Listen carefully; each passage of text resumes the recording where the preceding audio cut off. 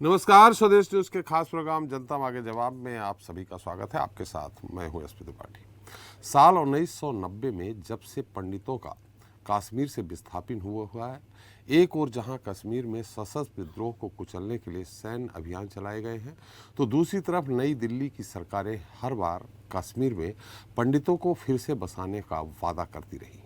साल 2010 में तत्कालीन प्रधानमंत्री मनमोहन सिंह ने घाटी में पंडितों के पुनर्वास के लिए एक विशेष नौकरी पैकेज की घोषणा की और हजारों कश्मीरी पंडितों को सरकारी नौकरियां दी गई।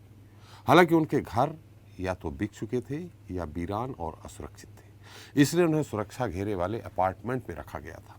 1990 की हिंसा के बावजूद कुछ पंडित परिवार घाटी में ही रह रहे थे। साल 1997 से साल 2003 के बीच ऐसी पंडित बस्तियों पर चरमपंथी हमले भी हुए।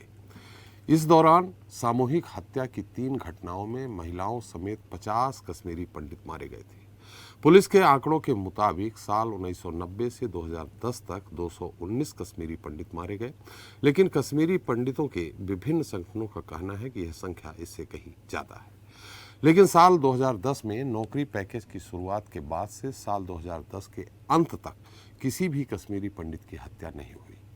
उधर साल 2019 में कश्मीर में अनुच्छेद 370 के निष्प्रभावी होने के बाद केंद्र सरकार ने यह दावा किया कि कश्मीर से अलगाववाद का खात्मा हो गया है। लेकिन कुछ महीनों बाद ही कश्मीरी पंडितों के साथ दूसरे राज्यों के नागरिकों की हत्याओं का सिलसिला दोबारा शुरू हो गया और 370 हटाए जाने के बाद आतंकियों के हाथ से मारे गए कश्मीरी पंडितों की संख्या 18 हो गई।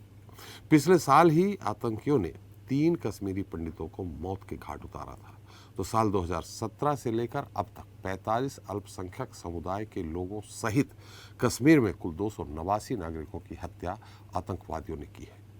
अनुच्छेद 370 हटने के बाद जब कश्मीरी पंडितों को निशाना बनाया जाने लगा, तो सैकड़ों कश्मीरी पंडित, जिसमें सरकारी कर्मचारी भी शामिल हैं, पलायन कर जम्मू आ गए और अब वही सरकारी कर्मचारी अपना स्थानांतरण करवाने के लिए आंदोलन छेड़े हुए हैं।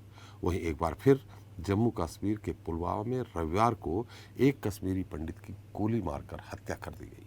मृतक की पहचान संजय शर्मा के रूप में हुई। वहीं संजय शर्मा की हत्या के बाद कश्मीरी पंडित एक बार फिर अपना स्थानांतरण की मांग को लेकर मुखर हो गए हैं।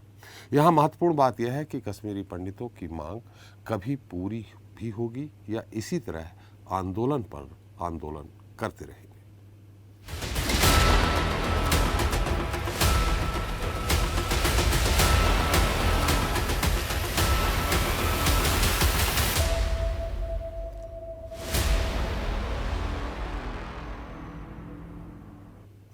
तो जम्मू कश्मीर के पुलवामा में टारगेट किलिंग में मारे गए कश्मीरी पंडित संजय शर्मा का सोमवार को अंतिम संस्कार कर दिया गया। उनके अंतिम संस्कार में पुलिस अधिकारियों समेत कई नेता और स्थानीय लोग शामिल हुए। आतंकियों ने रविवार को एटीएम सुरक्षाकर्मी शर्मा को उस समय गोली मार दी थी जब वह बाजार में पत्नी के साथ जा रहे थे। हत्या के 2 दिन बाद कश्मीरी पंडित संजय शर्मा की हत्या करने में शामिल एक आतंकवादी को सुरक्षा बलों ने मार गिराया है। मारे गए आतंकवादी की पहचान अकीब मुश्ताक भट्ट के रूप में हुई है। अकीब मुश्ताक भट्ट आतंकी संगठन हिजबुल मुजाहिदीन और द रेजिडेंस फ्रंट TRF के लिए काम कर रहा था। आपको बता दें कि संजय शर्मा उन चुनिंदा कश्मीरी पंडितों में से थे जिन्होंने कश्मीर से विस्थापन नहीं किया और पुलवामा में ही अपने गांव आचरण में रहते रहे। उधर हत्या के विरोध में सैकड़ों कश्मीरी पंडितों ने जम्मू में विरोध प्रदर्शन किया। प्रधानमंत्री पैकेज के तहत नौकरी कर रहे कश्मीरी पंडितों ने कश्मीर से बाहर स्थानांतरण की अपनी मांग को फिर से दोहराई। प्रदर्शनकारी योगेश पंडिता ने कहा कि उनकी ड्यूटी पर लौटने के लिए सुरक्षित माहौल का सरकार द्वारा किया जा रहा दावा बेनकाब हो गया है। पंडिता ने कहा कि हम जमीनी हकीकत से पूरी तरह वाकिफ हैं। ताज़ा हत्या ने हमारे आत्मविश्वास को और भी गहरा झटका दिया है और घाटी में हमारे समुदाय के सदस्यों की सुरक्षा को लेकर हमारी चिंता और भी बढ़ गई है। दूसरी तरफ राजनीतिक दलों ने भी घटना की निंदा की है। जम्मू कश्मीर के उपराज्यपाल मनोज सिन्हा, राज्य के पूर्व मुख्यमंत्री उमर अब्दुल्ला और कश्मीर बीजेपी इकाई के प्रवक्ता अल्ताफ ठाकुर ने इस घटना पर अफसोस जताया। लेकिन PDP प्रमुख और पूर्व मुख्यमंत्री महबूबा मुफ्ती ने सवाल किया कि अगर आतंकवाद खत्म हो गया है तो संजय शर्मा को किसने मारा? सरकार क्या कर रही है? महबूबा मुफ्ती ने कहा कि जिस बेदर्दी से संजय शर्मा की हत्या की गई है उसके लिए हम शर्मिंदा हैं। कभी कश्मीरी पंडितों की मदद करने वाले मुस्लिम आज खुद संकट में हैं। सरकार उग्रवाद कम करने के नाम पर हमारे लोगों को जेल भेज रही है। उन्होंने यह भी कहा कि NIA और ED टेरर फंडिंग के नाम पर छापेमारी कर रही है।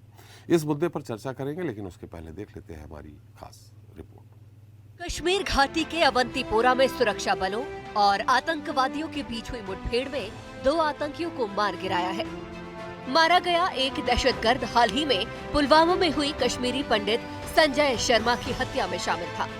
गौरतलब है कि दक्षिण कश्मीर के पुलवामा में आतंकियों ने कश्मीरी पंडित को गोली मार दी थी। अक्टूबर 2022 के बाद ये कश्मीर घाटी की पहली टारगेट किलिंग है।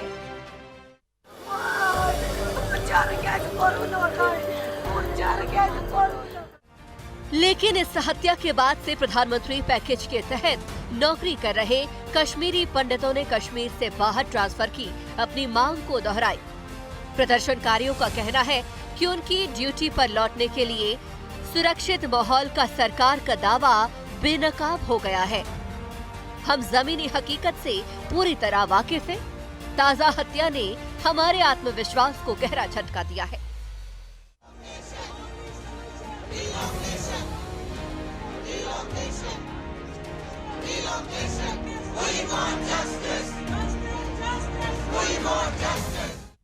इस हत्या के बाद राजनीति भी तेज हो गई है। PDP प्रमुख और पूर्व CM महबूबा मुफ्ती ने सवाल उठाए हैं कि अगर आतंकवाद खत्म हो गया है तो उसे किसने मारा और सरकार क्या कर रही है? बेदर्दी से इस संजय शर्मा को कत्ल किया गया। वो सब हम सब के लिए, हम जो यहाँ के रहने वाले खासकर मुसलमान हैं, हम शर्मिंदा हैं। हम वही लोग हैं जम्मू कश्मीर की वादी के वही मुसलमान हैं। जब 1947 में पूरे हिंदुस्तान में दंगे हो रहे थे, हिंदू मुस्लिम फसादात हो रहे थे, कश्मीर की वादी एक वाहिद जगह थी जहाँ के मुसलमानों ने अपने सब कुछ दाव लगा के यहाँ के हिंदू, यहाँ के मुसलमान, यहाँ के सिख, यहाँ के कश्मीरी पंडितों को बचाया। मगर आज यहाँ के मुसलमान खुद मुसीबत में फंसे हुए हैं। हमें ये बताया जाता है कि हम मिलिटेंसी खत्म करें। अगर मिलिटेंसी खत्म है तो इसको किसने मारा? क्या कर रही है सरकार, क्या कर रही है? अनुच्छेद 370 हटने के बाद जब कश्मीरी पंडितों को निशाना बनाया गया तो सैकड़ों कश्मीरी पंडित, सरकारी कर्मचारी पलायन कर जम्मू आ गए और ट्रांसफर की मांग को लेकर मुखर हो गए हैं। तो वहीं प्रदेश के राजनीतिक पार्टियों ने केंद्र पर सवाल दागने शुरू कर दिए हैं। ब्यूरो रिपोर्ट, स्वदेश न्यूज।